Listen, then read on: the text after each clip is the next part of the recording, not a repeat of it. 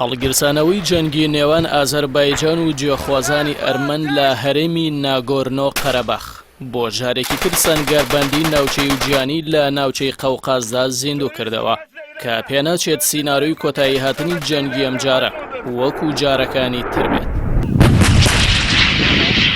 بارپرسانی باکو و یەریڤان هەریەکەیان ئەویتر تۆمەتبار دەکەن بە هەڵگرسانی ئەم خولەی جەنگەکە، بەڵام لەگەڵ دەستپێکردنی جەنگەکەدا تورکیا لە بەرزترین ئاستدا پشتیوانی خۆی لە ئازەربایجان ڕاگەیاند و داوای لە ئەرمەنستان کرد زەویە داگیرکراوەکانی قەرەباخ بگێڕێتەوە بۆ بەرامبەر و کۆتایی بهێنێت بەو کێشەی کە دەیان ساڵە سەقامگیری ناوچەکەی تێکداوە.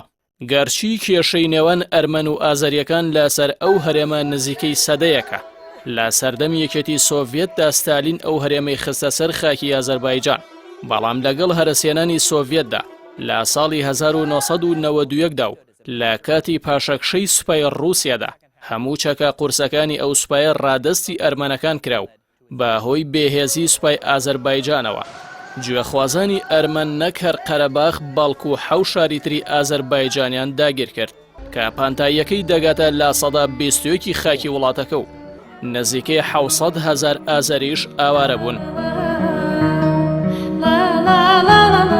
ئەنجومەنی ئاسایش لە جەنگی یەکەمی قەرەباخدا 4 بڕیاری بە ژمارە 822، 874 و 884 لە نێوان 30 نیسان تا 12 تشرینی دووەمی ساڵی 1993 دەرکرد و داوای لە ئەرمەنستان کردووە ناوچە داگیرکراوەکان ڕادەستی ئازەربایجان بکاتەوە. بەڵام چەکدارانی گوێخوازی ئەرمەن بە فەرماندەی ڕۆبێرت کۆچاریان کە دواتر بووە سەرۆک کۆماری ئەرمەنستان لەو هەرێمەدا کۆمەرێکی سربەخۆیان ڕاگەیان کە لەلایەن کۆمەڵی نێودەوڵەتیەوە ڕەتکرایەوە. لە ساڵی 1994ەوە تا ئەمڕۆ هەموو هەوڵان نێودەوڵەتیەکان بۆ چارەسەری ئاشتیانی ئەو کێشەیە بە بنبەست گەیشتن. بۆیە سەرۆکی ئازەربایجان ئیلهام عەلیەف لە نوێترین لێدوانی بەر لە هەڵگرسانەوەی جەنگ بێهیوایی خۆی بەرامبەر بە هەوڵەکانی باکۆ لەگەڵ ئەنجومەنی ئاسایش و پشتگوێخرانی بڕیارەکانی و کۆمەڵەی وڵاتانی مینسک بۆ وەرگرتنەوەی خاکەکەی بە ئاشتیانە ڕاگەیاند و جەختی لەوە کردەوە وڵاتەکەی ناچارە بە هێز مافەکانی وەرگرێتەوە. هەروەکو چۆن تورکیا هەمیشە پشتیوانی لە خواسەکانی ئازەربایجان کردووە، ڕۆسیاش بە هەمان شێوە ئەرمەنستانی بە حەوشەی پشتەوەی ئاسایشی نەتەوەی خۆی زانیوە. بەڵام چاودێرانی سیاسی بڕوایان وایە مۆسکۆ ئەمجارە زیاتر داکۆکی لە ئاشتی و ئاگربەست دەکاتەوە و پشتیوانی سەربازی لە یەریڤان ناکات.